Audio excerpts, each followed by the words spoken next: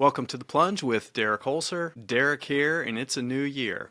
Newness brings joy and expectancy.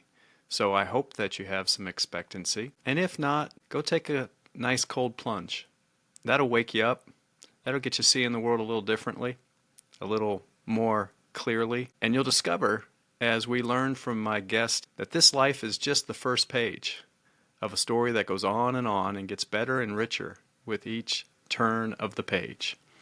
Joining me today is Elizabeth Baird Hardy, Instructor of English at Western North Carolina's Mayland Community College. She's the author of Milton, Spencer, and the Chronicles of Narnia. In addition to English composition and literature courses, she teaches humanities courses, including Myth in Human Culture and Introduction to Film. She also frequently writes literary and popular culture criticism and has contributed to numerous collections focusing on the work of C.S. Lewis and J.K. Rowling, as well as on topics as diverse as The Hunger Games and Star Trek. A popular presenter, she contributes to a variety of programs and podcasts and might be found sharing about 18th-century medicinal plants, World War II victory gardens, literary alchemy. It just depends on the day. I think you're going to love Elizabeth. She is charming, delightful, and effervescent. The kind of professor that every college student should have, that even after a couple of decades in the classroom, she enters with lightness and grace, joy and inspiration. I'm inspired listening to her. As you hear about her journey and her work, I think you're going to walk away feeling just a few inches taller. Join us now as we explore C.S. Lewis's The Great Divorce, and we remember that this is just the first page. I'm so grateful to you for listening, and I'm so thankful to Elizabeth Hardy for being willing to take the plunge.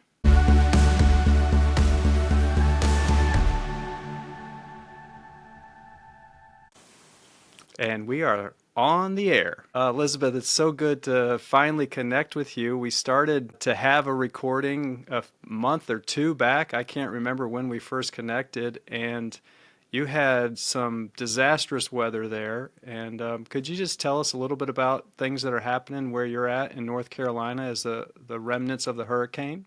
Absolutely. I'm in Crossnor, which is in Avery County, and one of the areas most affected by really what we got was the end of the hurricane, but we already had a lot of severe weather before then, so our ground was already saturated, and we're not a place that's really used to that. We're not a tropical environment. We don't get hurricanes. We're in the mountains, and so storms, we're used to snowstorms, but not used to this kind of thing. And we had micro tornadoes.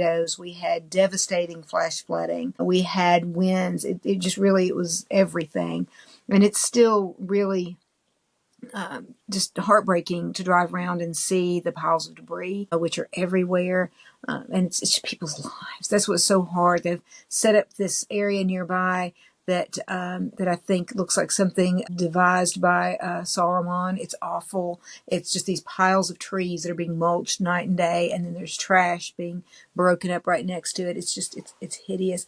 But the horrible thing is it's people's lives. It's people's homes. It's their land. It's all of these beautiful places that they once enjoyed that are now rubble. So that's really just heartbreaking. But we also have several of my students who have lost their homes, lost their cars, lost their jobs. So it's just something that's affected all of us in the area. Our college was closed for several weeks. The public schools in one of the nearby counties just went back last week for the first time. So yes, wow. It's been very difficult, but it's also been beautiful. People have been so generous and kind to us. The storm had really just passed through, and the only communication we had was a police scanner. That was the only way that we knew what was going on. And so we finally listened on the police scanner and found out that we had this group of people who had come with donations, and they needed somebody to come unload them. And it was so quick. It was amazing. So we had people on the scene really quickly coming to donate, to care. People are still here. Samaritan's Purse is here. I work with Feeding Avery Families quite a bit, which is a wonderful program. But we have just been blessed in countless ways by strangers. It's been amazing. Well, it is always heartening to see the human spirit rising and joining together. And I know that, from where I sit, I hear the news story and, a few days passes and there's something else Yeah. competing for my attention. Right. But there on the ground, you're still in desperate need. Yes. And it's encouraging to hear that groups are still around helping you out. But I'm sure that anybody that's listening to this that wanted to contribute, I know you mentioned an organization there, Feeding Families. I'd love to hear just a little bit about what they do, and then I'll include that link if people want to make a contribution. Fantastic. Feeding Every Families is a terrific organization. It's a nonprofit in our area. Many local churches are involved with it, but it's its own organization. And they have a drive-through service, which is wonderful, which is one of the things that I've been able to help with because people can just drive in, and normally it's just our food bank for people who are in need, and they get to drive up and they get a box of food. But we have many people now getting aid who normally would not have under other circumstances. But people can drive up, they get a box of food. We just did the Thanksgiving pickup last week, so everybody got a turkey, everybody got pies. But we also have heaters and cleaning supplies, and it was really something. One of the days I was working there, probably the first day I was working there, I had a woman literally start weeping when I told her she could have the extension cord that she could see, because she knew she could get an extension cord, she could hook up to the generator and then have power. It was unbelievable. But they have pet food, they have everything that people need, really. And it's a tremendous organization. The director there, the co-director there, is a former student of mine, so I was very proud of her, excited to see her in her element doing what she does best. And one of the other things she does best is speak Spanish, which is I was joking that once we got past Papo de Baños, I was in trouble. It's like, okay, I got toilet paper. Yes, that I have. I don't know what else y'all are asking for, but we have some tremendous folks running that organization, so we're very, very grateful. And it's a really wonderful group to support. Oh, wonderful. Well, I encourage everyone listening or watching this to please log on and give what you can to help out. The need continues there. And, one of the things that is so inspiring about humans, again, is resilience. And there's no easy way to transition from discussing the traumatic situation that happened there with the hurricane. But as we're recording this, a different type of storm has happened in your area, and one that's often exciting, and especially for school children. And you told me before we jumped on that it's a snow day. Yes. Yes, the snow, and I'm actually very grateful for the snow. I often joke around that, where I live, it really does look like Mr. Tumnus should be coming by with packages at any time. That's really what it looks like in the winter. It's beautiful. It's magical. The White House Christmas tree came from the tree farm. It's just right up the road. Some friends of ours, the Cartners, yeah, that's their tree farm. So we were so excited they got chosen this year. But people come from all around to get their Christmas trees. This is such this beautiful place, and so the snow is nice, and it does cover up some of the destruction because everything looks so sad, and now that it's covered in snow, it makes it beautiful. So it's kind of nice. Yeah. Oh man. Well, it's one of my favorite moments in creation at the first snowfall, Yes, and the hush and I mean, it's irresistible. Everyone comes a little more joyful when it first starts falling down. absolutely, Yeah. And it's also November 22nd, it is. which is a special day for this series. Yes. And it's so amazing because as we're talking about the great divorce, and we're talking about what happens when we leave this life, what happens when we leave the tent. And I think that's interesting. We're talking about the storm because I know people who are living in tents right now, and because their houses are gone.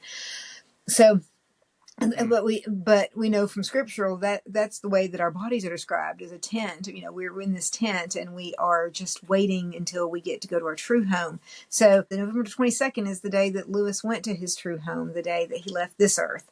So it's kind of interesting that we didn't plan for this to be our recording date, but maybe somebody else did plan for this to be our recording date.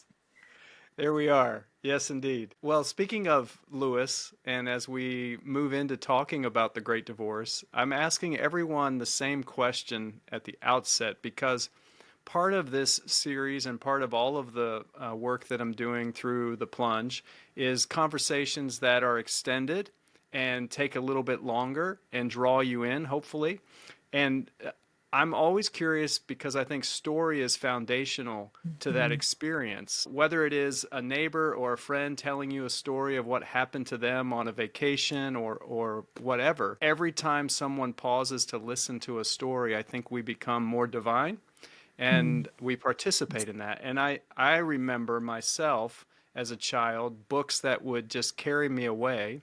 And so I'm curious if you have a memory of a book that captivated you and just transcended everything around you, where you couldn't think about anything but getting back into the world that that book offered you. Now, the easy answer, of course, would be the Narnia books. But before them, the book I have the strongest memory of doing that would be Charlotte's Web, which I read Oh, when I was about 8 years old. I received it as a gift, as I recall, and I was looking for my copy around here because it is something to look at, to behold. I mean, it's in pieces. It's very scruffy. It's covered in stains from where I read it over and over and over again, and every time I spilled something on it, I'm sure. But it was a world I loved entering, and at the time, as a child, I'm sure what I thought was so wonderful about it was the magic of the animals communicating and being able to talk with each other. And that's what I loved about it. I did a book report where I dressed up as Fern and talked about talking to the animals in the barnyard. But I've realized as I've gotten older that that's not what made it magical. What made Charlotte's Web magical and why I still think about it as an adult was that it's all about the power of language. That's what that book is all about.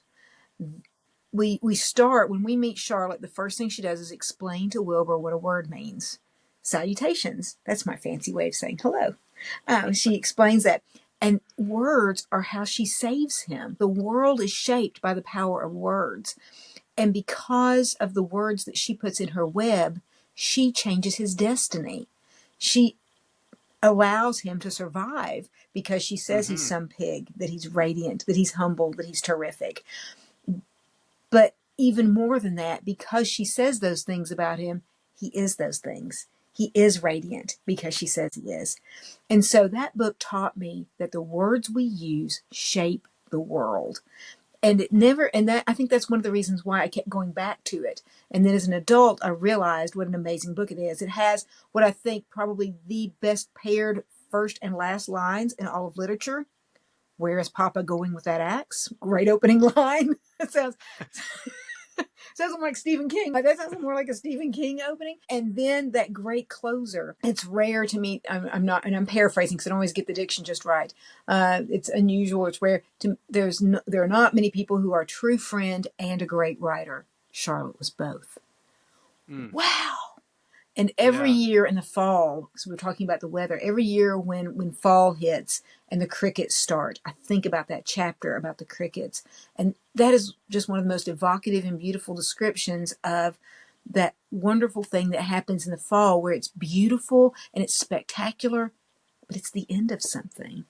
And Mm. wow, it's like the Grey Havens in Lord of the Rings. It has that same sort of beautiful and sad all at once. It's just glorious. And so that was the book that first drew me in. But then a little bit later, I got to go to Narnia. So, Well, yeah, I mean, we might have to do an episode on Charlotte's Web because I love, Wilbur and Templeton and just the colorful characters, but also the very genuine mm-hmm. characters. And as you point out, I love how E.B. White's using a pig as that character which is elevated, and there's so much symbolism there with respect to the naming and the calling forth from within the goodness that is within all of us. Right. So thank you. Thank you. Absolutely. I need a second. So, and that's such a good example, but many people talk about Narnia, of course, and the captivating stories that are there. Is there a favorite, before we get into The Great Divorce, is there a favorite work of yours by C.S. Lewis? And what might that be, if there is? Well, of course, Narnia has this really important place in my heart, as it does with most Lewis readers, because I think it's our wardrobe. It's the way that we got into Lewis's world, and that was the entry point. Was Narnia? It's interesting. I actually won my copy of the Lion, the Witch, and the Wardrobe as a consolation prize in the Girl Scout cookie selling contest in my community.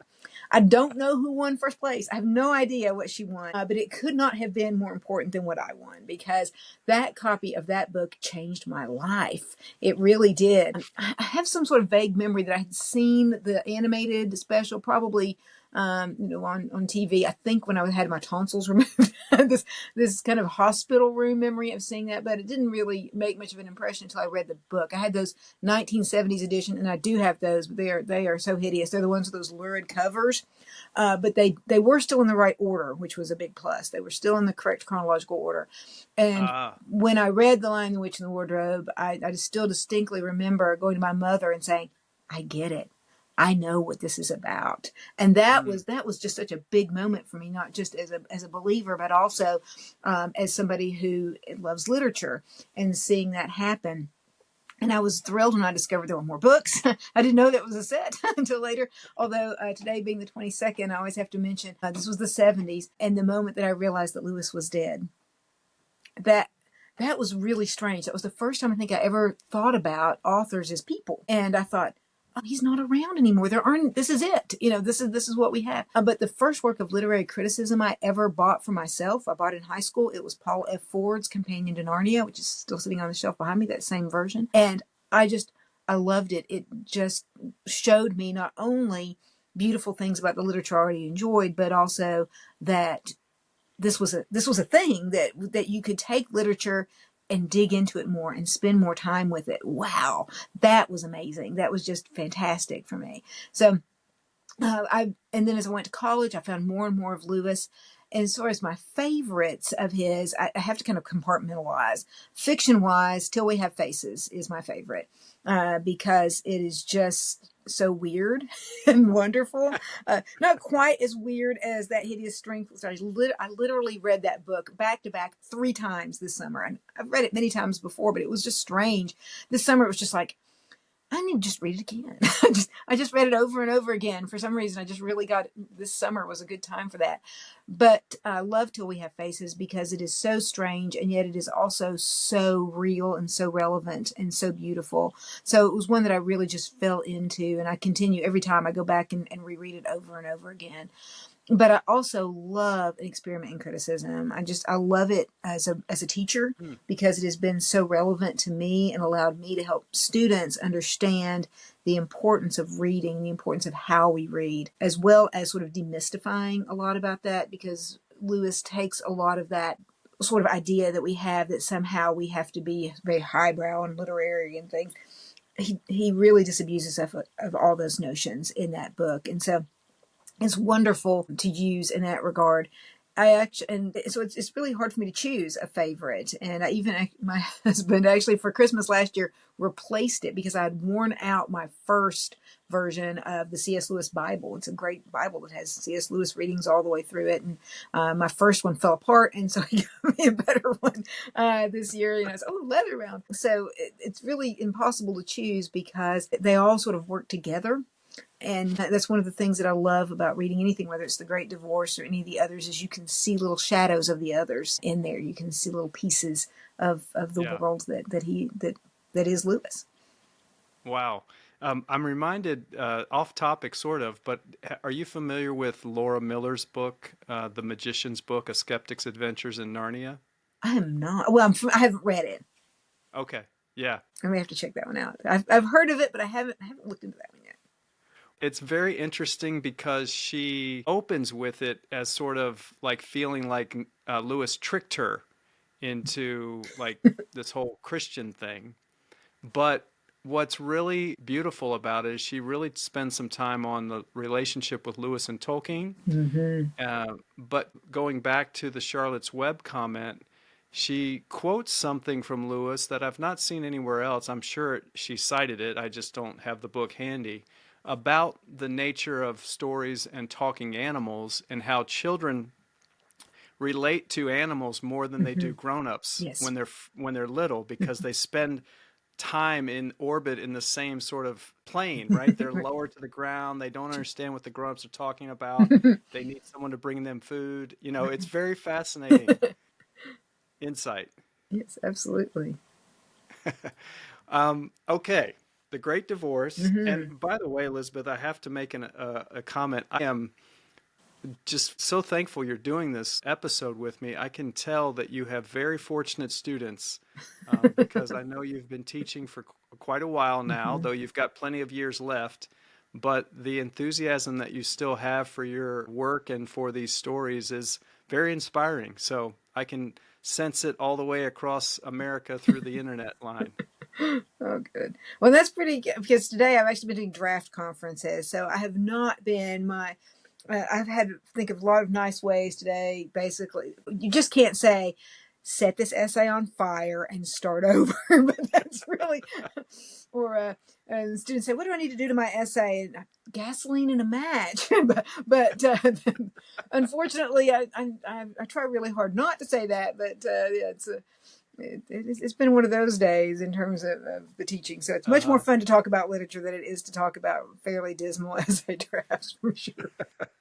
Well, I know they're making their effort, and slowly but surely Hmm. they'll come around. So my first question on the Great Divorce is there a scene that fills you with sorrow? And I know that there are many probably that sort of get to our hearts, but in particular, is there one above the others, and what might that be? And it's interesting as I've been rereading and rereading. One of the things that fascinates me often about Lewis, and I think that one of the reasons why I've always connected to him so much, is he's never obvious about it, but he is pulling. These are real people that he is describing. The ghosts that we see are based on people. Maybe they're amalgams, maybe they're people that just in general, but these are not fabrications. These are depictions of people that he knew in some form or fashion, and that we all know. We all know those people. And that's one of the things I think about it that makes it the hardest to read. One of the things that is the most heart wrenching is I think as we read this book, we're going to attach names to those people. Mm, mm, We don't see them, and even though sometimes one of the things I've always loved about Lewis is that he never took himself or anybody else too seriously.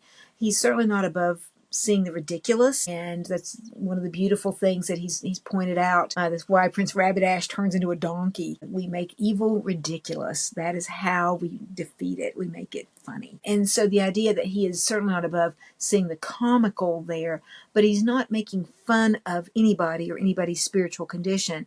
So the sympathy is certainly there. And so each one of these figures that we meet tears at our hearts in certain ways. And so I was trying to decide. I've gone back and forth thinking, which is the saddest of these stories. At first, I was fairly certain it was the tragedy, and I felt the most sorry for him, for Frank, mostly because Frank is my standby name that I always use when I'm talking about it. I have a stock like example I use in class. Like, Frank is always the example. So there's poor Frank. So I feel very sorry for Frank because he feels so put upon, and he thinks he's been so victimized in this life. And of course, he's used it to hurt other people. But I've tried to decide who is the truly the saddest of all of these. And I think it may be the Episcopalian toward the mm, beginning, hmm. because he is sad to me, not simply because he himself is lost, but he's led other people astray, a lot Mm. of them.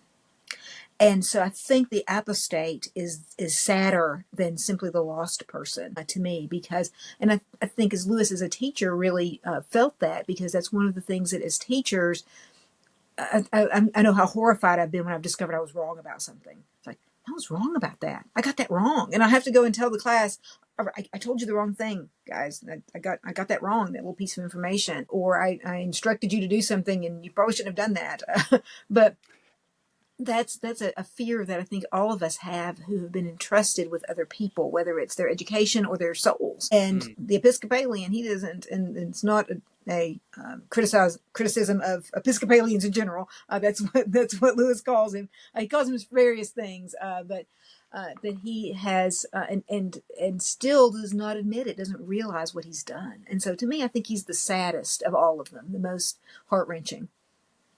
Yes, and I think that's in chapter 5. Yeah, he's early Um, on. He's one of the first ones we yeah, meet. Yeah, and if I recall, his sort of promotion that happened in the culture that he was in was a denial of the resurrection. Yes, absolutely. Yeah. And he's working on this paper. He's really excited about that the crucifixion was this huge mistake because Jesus had all this other stuff he was going to say and do, and it's just horrifying. It's like, oh my goodness, he missed the entire point of the whole story. That was the whole purpose. So yes, yeah, but he thinks he's really got some good stuff there for his paper. Yeah, and not only his apostasy, but also it reveals the danger of sort of that seduction of an audience and becoming enamored with being someone who speaks down and Hmm. oh, look at me. I mean, there's certainly a lot of pride wrapped up in this character's failing. And it's interesting because this was really fairly early in Lewis's career, but he was in that position. He could have said things and influenced people in a variety of ways because of his position. So, and there are several hints of that in there that he already knew that as a teacher, that great responsibility that we bear when we have the responsibility of teaching people. Yeah, yeah. Well, okay, so the Episcopalian, unfortunately, is a very sorrowful scene, but is there a scene that gives you great hope? What might that be? Well, it's really interesting that especially once Lewis meets McDonald, and I love McDonald. I love the characterization of George McDonald, which gives me tremendous hope because every time that our narrator Lewis, every time that he says, "Wow, well that one's that's not going to work out," McDonald says, "Well, but maybe don't give up on him just yet." And so, which is really kind of fun because Lewis is certainly having a little fun with the whole characterization of McDonald as the Scotsman. And we often joke around here in our area. We have a big Highland Games. It's a huge deal on Grandfather Mountain. We are just hoping we can have it next year. It's looking, we've got some damage, but we're hopeful. But it's huge. I mean, our population of our county just explodes. And people often ask if I go to that, and I say, no, I don't go to that because I'm really Scottish. The two things I hate are crowds and spending money. So I'm not going to that thing. So this sort of curmudgeonly Scottish. So you get kind of a little bit of that, and yet he is so optimistic. He still Yes. allows for that every time. So that idea of that hope, which with each one of those figures, that each one of them we still see, but it's not too late. It's not too Right. late for them. They still have hope. Yeah. So once MacDonald emerges on the scene, I think we see hope even with some of the more pitiable characters. And the figure of MacDonald too gives me great hope in selfishly because I love the fact that it is George MacDonald that Lewis chooses as his guide in the in this whole experience because although as I know we're going to discuss that this is not meant to be a guidebook to what happens when you die. If this would happen to me, the person that would be taking me by the hand would be Jack Lewis. I mean, that's who I expect. That's people. I've had a couple of times when I thought things. I was in bad health or something, and I said, "My tea table is ready," and Lewis and Tolkien are there, and that's where I'm going. So I have nothing to worry about. But the idea that the literary and the spiritual are so closely combined with MacDonald, and Yeah. that because that's how Lewis, that role that he fulfills for me personally, not just as a fan of his writing, but as somebody that I've seen as a guide both professionally and spiritually. He's the person that I would very much like to have as my coach if this were my experience. So all the scenes with MacDonald I think are really beautiful and joyful in that regard and kind of surprising in that way too. Beautiful. Well, we just finished a series on McDonald's Lilith, and the thing for me with McDonald, and he would probably be the one I'd hope to be my guide, is that he strikes me as one of the few people, maybe that ever, I mean, I have not met everyone, obviously, but who genuinely believes through and through that love is the strongest thing in the universe, Yeah, that love never fails. yeah, it's true. Uh, it's again, that hope Yes. is always there. Mm. Now, I want to continue talking about the Great Divorce, but you brought up the Highland Games. We can't just pass over that. I'm picturing like sheep shearing contest. What exactly is this made of? It's some world-class athletes throwing trees and wrestling and all in kilts. They must be kilted. But we have some fantastic bands. And like I said, I hear that it's great. But and I've been asked to go and I might go volunteer so that I didn't have to pay and things. But it's a huge tourist attraction, and it's lovely on Grandfather Mountain, which is one of the nicest places to do anything anywhere. But yeah, it's the biggest one in the world, the biggest Highland Games in the Wow. world. Yeah, every July. Wow. Who knew? Yeah, and we used to always tell the kids when they were little, they said, you cannot get hurt that week. You cannot, because we are not going to the emergency room. It is full of people who've had one too many and have then sat on their own wee dirks. So we are not going down to the ER. But it is a great So event, so we're happy to have it. so it's I've seen it where it looks like they've got like a telephone pole that they Yeah, kind of the caber. Yeah, it looks flip like over telephone. their head. These guys are amazing. Some of them are they're world class athletes. They're famous. They come here to compete. So Yeah. it's pretty neat. Well, that's fun. Well, thank you for sharing I'm that. sure. Back to the Great Divorce. Quick advertisement there for the Highland Games. Make sure you go if you're out in North Carolina. Absolutely. The director's a friend of mine. Put in a good word Perfect. there, yeah. I'm curious if any of the characters, you had mentioned earlier Lewis as a spiritual guide Yeah, in your own life, and I know for millions of people really at this for point. sure. Do any of the characters appear to be inspired by stories from the parables or other works of literature that you're familiar with? And it's so interesting in that this idea of story is so important to Lewis and so important spiritually because Jesus is a storyteller. That's how he communicates. He uses the parables because he made us. He made us in his image, and his image is it doesn't mean that God looks like us. It means that like God, we are able to create. We are able to tell stories. We are able to use words to create things because that's how he operates.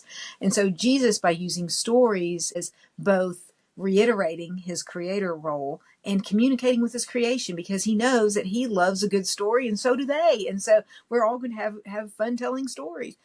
But the stories that Jesus tells, he uses those things that people understand that at the time, the sheep and fish and houses. And I can tell you from personal experience, the wise and foolish builder story, that really does work. I've seen some interesting things. I've seen houses you wouldn't believe that stood and some that are in ruins because yes, that's Mm. true. But the idea of using those sort of ordinary things, and Lewis has always done that so beautifully. He takes characters that you wouldn't think of as being, I always think of Reepicheep, this mouse, and yet he is the soul of chivalry. So he takes the ordinary and elevates it to the extraordinary, just as Jesus did in his parables. And we obviously see many of those same kinds of figures in the parables. Jesus tells us, there was this man who did this, and we see these characters in the Great Divorce, these ghosts who are very much like that. They are their own individuals, but they are like the characters in the parable, whether it's the wise and foolish builders, whoever they are representative at once of many of us, and at certain times of all of us. All of us have been that. We have all been guilty of those things. And so that's one of the things that I love so much about the ghosts is that while there's that temptation of pride going, well, I've never been like this. And then we realize, oh yes, I have actually. I have used pity as a weapon. I have used those things. I've done those things. So it Mm. certainly has that same quality to it as a parable. But in addition to all those fantastic scriptural references, which Lewis does so beautifully. That's why I love my C.S. Lewis Bible, because obviously it just uses little sections from his different works, and they are woven into with the scripture. So you can see, oh, this parable, this story, this psalm is very much like one of Lewis's texts. So that works so beautifully. But so many other works of literature as well, in addition to the scriptures, to the parables, because with the Great Divorce, we are once seeing these sort of types and how they experience. But like everything else that Lewis wrote, it came out of his compost heap. Everything that he read, and he read everything, which is Everything. everything. That's one of the things I love so much about An Experiment in Criticism, is because he was never a snob. Here was Lewis, who could read Milton and Spenser, and not just read them, but understand them and enjoy them. He Hmm. often said that when he got to heaven, he was hoping that Edmund Spenser would be there with the other 6 books of the Fairy Queen. I love the Fairy Queen. I think Uh-huh. there are like 12 people on the planet that we have actually read the whole thing more than once. I think we should have a club. I've made it through because, and most people would not want 6 more books of the Fairy Queen, but certainly Lewis did. He could read all of these, and he was so articulate himself. He was such a good reader, which is what made him a good writer. And all of Hmm. these things kind of, but he also read H. Rider Haggard and Beatrix Potter. And that's one of the things that I love about using an experiment in criticism when I teach, is helping students realize that literary integrity and being able to analyze literature, it's not about being a snob. It's not about being in the inner ring or club or something like that. It's about, if you can read this over and over again and get something new from it, that makes it something worthwhile. And so that's something that's really interesting and kind of unusual in the whole world of literary scholarship, because we do get a lot of snobbery. But you can see that kind of referencing happening in The Great Divorce. He's referencing everything from Milton, literally. I mean, MacDonald literally references Milton. They talk specifically about Milton, whom Lewis Hmm. knew so well. And he starts off by saying that his title comes from sort of a refutation of William Blake, that we are refuting the idea that heaven and hell are married. Instead, they are divorced. They are pulled apart from each other. They are not the same thing. They are different. So we have this highbrow sort of referencing happening, certainly, but also I love at the end, because that's such a strange thing anyway, where MacDonald is explaining that the size issue, that the woman, Frank's wife, who just tried so hard to get him to let go of his dramatic self, who just wanted to feel sorry for himself, that she couldn't descend into hell because she wouldn't fit. So there's this Yes. whole thing about how tiny hell is down there. And the reference is to Alice, like Alice in Wonderland, eat me, drink me, and we grow bigger and smaller. So we have this, and it's just done as a throwaway. We're just expected to know exactly what that means. Of course we are. We know about Alice, or that wonderful little description there at the end. And it just occurred to me on my Lewis was really good about counting how many times he read things, and I'm Mm. not. And I wish that I had just put a ticky mark in many of my books just to know how many times I've actually read them. But the last time through, I noticed for the very first time when our narrator Lewis, when he awakens and thinks, I'm a ghost, I'm a ghost. It's just great there at the end. But where he talks about McDonald's robes are actually the tablecloth there where he's sitting. And the folds of my teacher's garment were only the folds of the old ink-stained cloth on my study table. That's a lovely little reference to A Christmas Carol, where Mm. Ebenezer Scrooge is grabbing the folds of the Ghost of Christmas Yet to Come, and then it's his bed curtains. And it's subtle, but it's also really beautiful because we've been talking about ghosts. So, of course, why not a reference to A Christmas Carol? So, Lewis makes these Yeah. amazing references all the way through. Some of them really elevated, some of them really ordinary, but they're never artificial. They just grow. They're just who he is. They're just part of his conversation, because this is the literature. He is so steeped in literature that it just flows right out, right onto the page. It sounds like you're giving him a run for his money. I was gonna note, I read somewhere, it might have been Bertrand Russell, you would know better than me, but that it was said of Lewis that he read more than anyone and remembered more of what he read than anyone of his generation. And he was a repeat reader, which one of the things that he talks about in experiment criticism. Although I have to confess, I'm not a huge Jane Austen fan. A lot of people assume that. I respect her very much, but she's not just somebody I hang out with in the literary world. I'm going to go hang out with Lewis, but he reread all of her works every year. And he said that there were only 2 faults to Jane Austen's work, and that they were terrible faults, that they were too short and too few. I don't think Jane Austen's works are too short, but that's just me. That's just my own preference. So, but Yeah, a little different era on mhm. attention span, right? mm, It because was he it he was there was a quotation going around for a long time that Lewis once said that he read the Fairy Queen in a sitting. That's not true. It's not physically possible. But yes, I think that was just an exaggeration. But he remembered things, and it's just phenomenal the way that his memory worked, and the way that it would just weave back into what he was writing. It's incredible. Mm-hmm. Oh, thank you so much. Okay.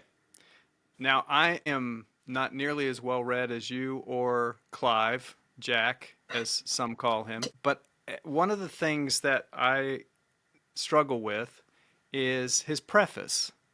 And he says at the end that the last thing he wishes to arouse is factual curiosity about the details of the afterworld. Well, that I know it's not disingenuous, but I got to understand, is there something else that I'm missing in his preface? Because how can you not have curiosity? And as children of the Enlightenment, right, it tends to be very factual, concrete, Yes. measurable. So, what do you think? Well, it's interesting is I do see Lewis very much as being focusing on, yes, that we should not focus so much on this. We have to remember this is a tent. This is a tent, and we're going to leave that behind. This is not reality. This is just, as he says in the last battle, this is just the front page of our story, and there's so much more. So we can't be so hung up on this life, but at the same time, we don't want to be, as my mother likes to say, you don't want to be so heavenly minded that you're no earthly good, that all you do is you think about what's going to happen later, and you lose sight of that. Because as we see throughout the Great Divorce, the whole purpose in so many ways is for us to see that based upon our focus, either everything is hell, our whole story from the beginning, not just the part that happens when our hearts stop, or the whole thing is heaven all the way, not just when our hearts stop. So it's not, I think maybe what he's kind of stressing there is helping us to see that, this is the kingdom. The kingdom of heaven isn't what happens when you die. The kingdom of heaven is what happens when you become a believer. And there you are. And it goes both directions. Because one of my favorite things about this book is this crazy thing about time at the end. I really love that. Because Lewis has this, and I should have pulled that quotation up to have in my hand, about this idea about the eternal, that because God is eternal, he's not in a hurry. He has all the time in the world, and the illustration that Lewis is giving is of a pilot going down in flames. He has all the time in the world to help him. It's an emergency to the pilot, and time is going quickly for him, but for the eternal, he is with that man going down in flames. He's with all of us all the time. This is so strange about time, but the idea that as true believers, all of our time, our whole timeline becomes affected by what we decide to do. Do we decide to become solid, or are we going to get back on the bus? So that, Perfect. and then the idea about the curiosity is so funny, and I think it's kind of cute that he does that, because my idea about what happens afterward is very strongly colored by reading Lewis. It's going through the stable door. That's what happens. That's what happens when we, I don't know. That is my expectation, is that it will be the new Narnia. It will get bigger and bigger on the inside, and it's that inside bigger than it's, well, which is one of my very favorite things about all of Lewis's work. That idea that he does so beautifully, that the deeper you go, the bigger it gets. Yes. Yeah. Further up and further in. Absolutely. Um, yeah, thank you. Another question for my simple mind. The exchange in chapter 4 between the apparent murderer and apparently someone that was his boss at some point. And I don't know, I guess I'm looking for something a little more nuanced. It just seems very straightforward. I mean, many of the scenes are very straightforward, but I just didn't know if you saw something in there in particular that might help me enjoy it more. Well, I think that one, and it's interesting, and I think that, again, that's one of the things I love about Lewis, is that he's always able to bring together both the very ordinary and the extraordinary. That's what's so beautiful. I mean, here's Mr. Tumnus, a literal faun, mythological character, and what is he doing? He's bringing in his shopping with his umbrella. So he does this all the time. He takes the very ordinary, prosaic kinds of things, and they're in these fantastic environments. So I think he's doing both of those things. He's showing us these really phenomenal, complicated, nuanced conversations, as well as the one that everybody wants to know about, do bad people go to heaven? Well, yes, sometimes what we call bad people do, because I think he's trying to deal with that early on and get that out of the way. That it's Mm-hmm. not that we can't say, well, I'm better than that guy who's a murderer. I'm better than that person who's, a liar and a cheat. And we have to remember, but for the grace of God go all of us. We are all those things, at least in our hearts, because we are sinners and because we are all susceptible to those things. Maybe we just didn't have the opportunity or the nerve to do those things. But I think it's almost like he's just trying to get that one out of the way. And so maybe that is why that one is less involved for us. It doesn't draw us in maybe as much as some of the others, because it is just, let's just deal with that one, the question that people always ask. And then it's interesting that we get the fella that is the victim of lust at the Mm-hmm. end, and he's the one who gets it. He's the one we get to see. We've seen all these ghosts go, no, I don't think so. I don't think so. I'm not going to go to heaven. I'm just going to get back on the bus. And here's the guy that, and Lewis is being a little delicate there, but we can imagine what was wrong with him, what the lizard was. But that somebody that many people would look down their noses and go, well, goodness gracious, that's not somebody who's going to get in. Yes, he is.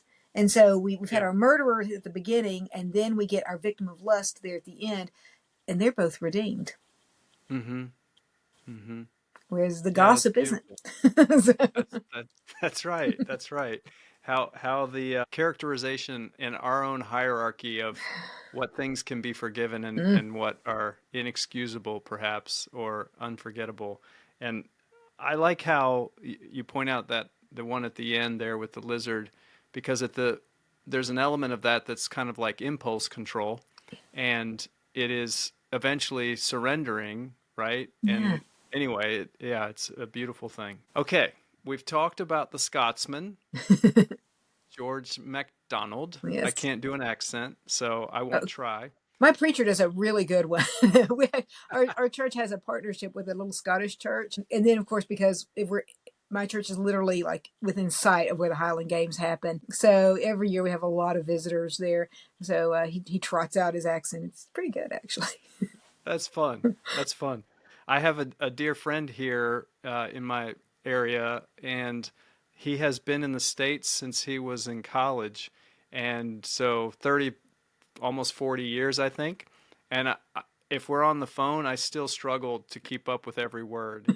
His accent has not wavered or diminished with the Oh, passage that's of great. time. That's great. So on the Scotsman, I'm very curious if you have any opinion on, as you pointed out, Lewis's portrayal of MacDonald, which is very beautiful Mhm. and fun and tender.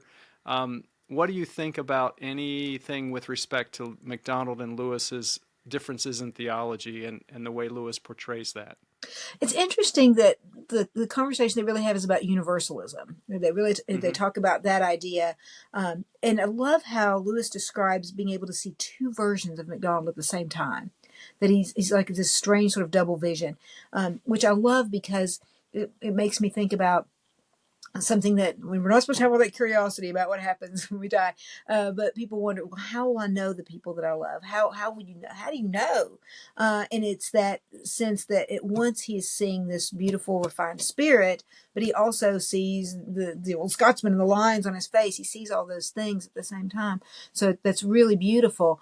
But then he, has this almost debate with him about, would you are a universalist? Do you believe that, kind of everybody gets to go to heaven kind of thing? And I don't know about that.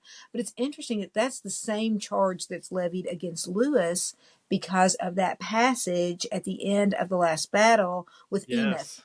Yes. Emeth the Calorman, or I have to say it like Monica. Monica says Calorman, and I never heard it pronounced that way until she said it, and it's like that is so beautiful. But yes, Emeth, who realizes that who's told that all the things that he did to honor Tash, which were actually good things, and so they couldn't be offerings to Tash because Tash is demonic. So the good that he did in the name of Tash has actually been honored and redeemed as sacrifices to Aslan. And there are people who have problems with that. Hmm. There are a lot of people who have problems with that theology there. And so I think that's really interesting. And I love reading that and thinking, I wonder at what point, Lewis saw that where MacDonald was yeah, was he off? Was he not? And I think it's beautiful that as MacDonald says, it doesn't really matter.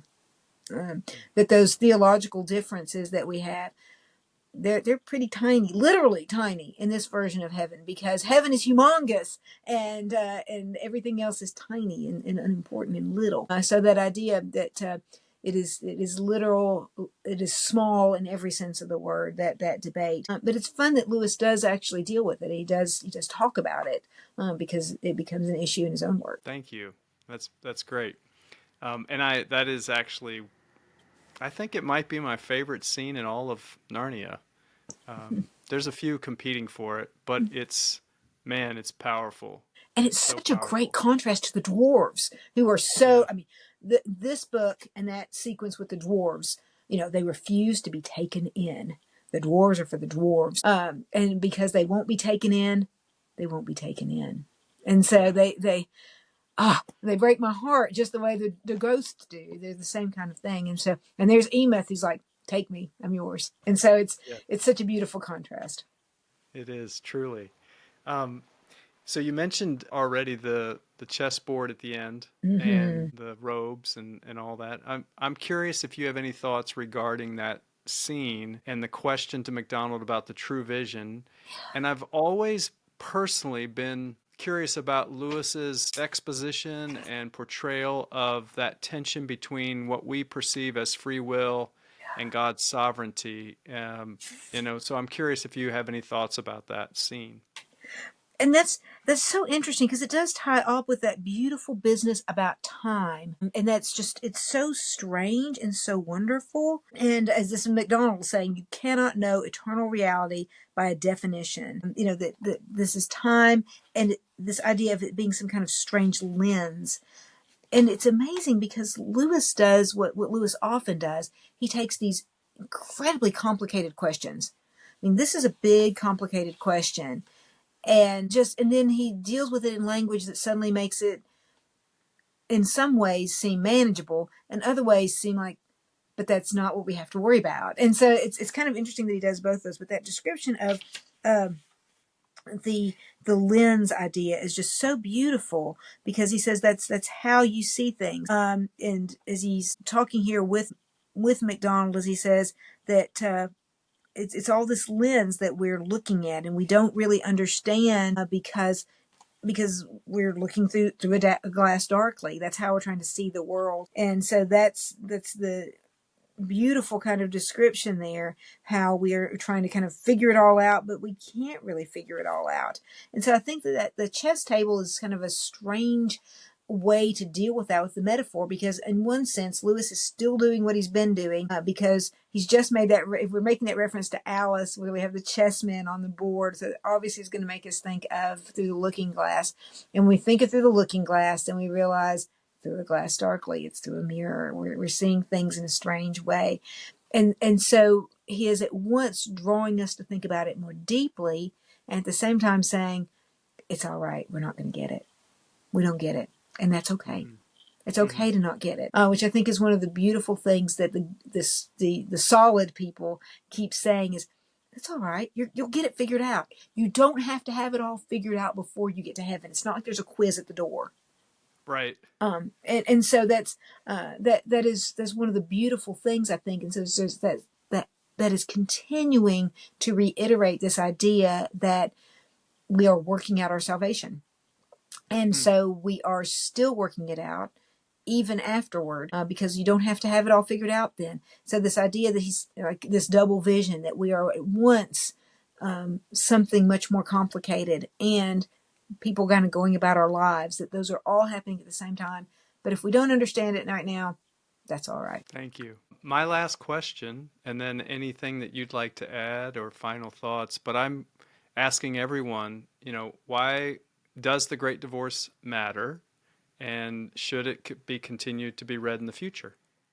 Oh, and of course, it matters beautifully. And it is interesting as we think about Lewis's entire work, his body of work, because nothing that he wrote happened in a vacuum. It was all connected. It all worked together. It's always fun to see, look at the timeline and see what he was writing when and when things pair up. But what I love is that that doesn't even matter. And there's his time idea again, because it was sort of always drawing at the same time. A lot of those ideas were cooking in his head, and he might not do something with them for 40 years, but they were there. They were there in the back of his mind. So in The Great Divorce, we'll see so many of the things that we see in his other books. We see, as I mentioned, I love Till We Have Faces, and that end sequence is so similar to what happens with O'Rule as she's trying to figure out the world that she thought she understood, and she didn't understand it at all. It was very different than what she thought, and it was that kind of switching around and seeing, oh, this is what the story was. Oh, I thought I was reading a different kind of story. So that's what's so fascinating with Till We Have Faces, and we see that same thing happening here. We see some of those little Narnian pieces, like characters like the dwarves, that they don't want to be taken in. The ghosts, they want to stand up for themselves. And we see some of, in the space trilogy, and particularly that hideous strength, which, as I said, it's kind of funny to be somebody who works in academia who enjoys reading that book, because it's like, and this is what happens when academia goes bad. Mark, we've all been at those meetings. I've been to that meeting. And it's so funny because with so many of these ghosts, like, yes, I've heard that exact same sentence in a meeting. Yeah. But Mark's desire to be appreciated, to be part of the inner circle. We see several of the ghosts expressing that same desire. Well, I don't want to go over there with those people if I can't have some credit, if I can't, if I'm not going to be special, if I'm not going to be part of that. So you can see some of that being referred to. And of course, with all of his apologetics, you can see so many of those pieces. In something like the Screw Tape Letters, where we're kind of looking from the backside, but also to see the idea of what happens when we die as the escape, as the triumph. It's not the sad end when the patient dies in Screw Tape Letters. He's won. He's won. He defeats. Screw Tape. Realizes that Wormwood is lost when the patient has died and gone to heaven. So that's one of the things I love about The Great Divorce, is we see these little glimpses of so many of Lewis's other works. And even though many of the elements in it you could see, as being sort of time constricted. You think about the bus idea, although I do love that bus idea. Here we have, of course, they're standing in a line. They're British, and they're getting on a bus. That's pretty British, and it's pretty mid-20th century British too. But it still is incredibly relevant for us today, because no matter what our lives are like, we can all look at those experiences that we see there. We can all see those encounters and recognize in ourselves some of those sentences that the ghosts utter, but also see in the spirits and in the solid people. We can see those desires and those hopes and the things that we're working toward. So I think it's a tremendously relevant book that will continue to be relevant. And just as many of Lewis's other works, even after the technology, the space trilogy, always people get a little critical there. It's like, yes, that's not really what the planets are like. But I will go back to Voyage of the Dawn Treader, in which we have that conversation about what stars are. And you just saying, well, in our world, a star is a ball of flaming, gas, and it sounds like Pumbaa in The Lion King. It's a ball of flaming gas, and the reminder that, that's just what a star is made of. That's not what it is.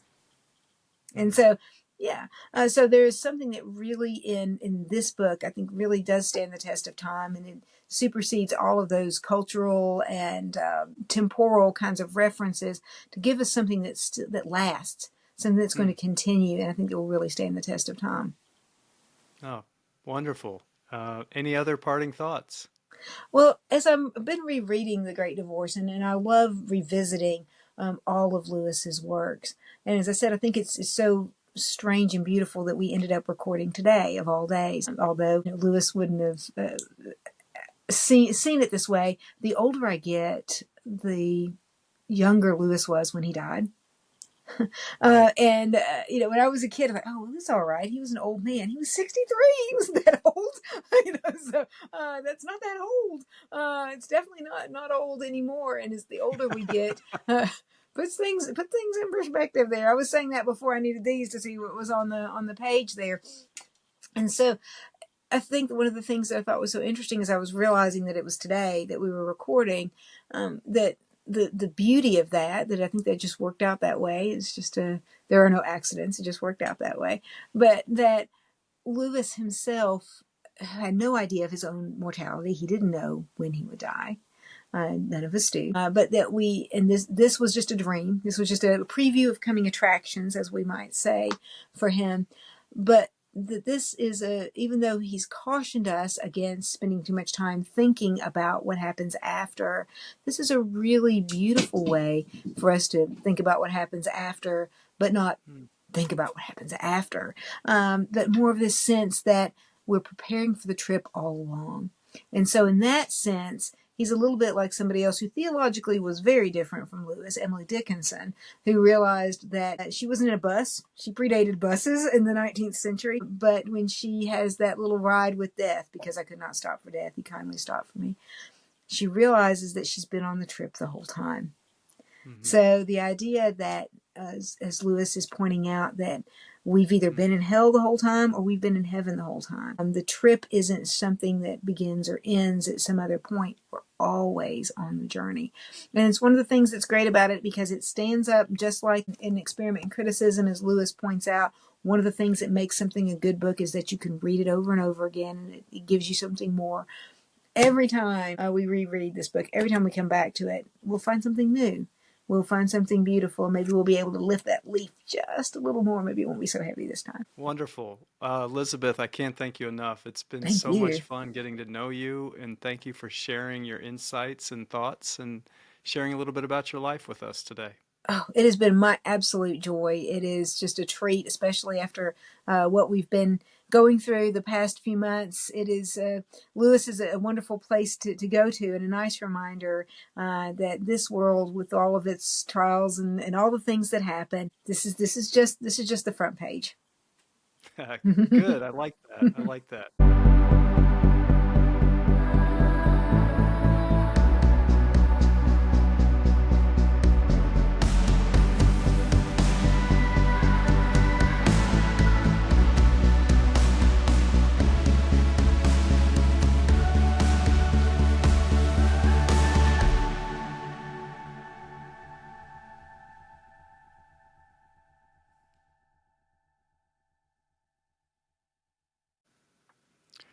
Today's episode of The Plunge is sponsored by the word alchemy. Alchemy. Alchemy.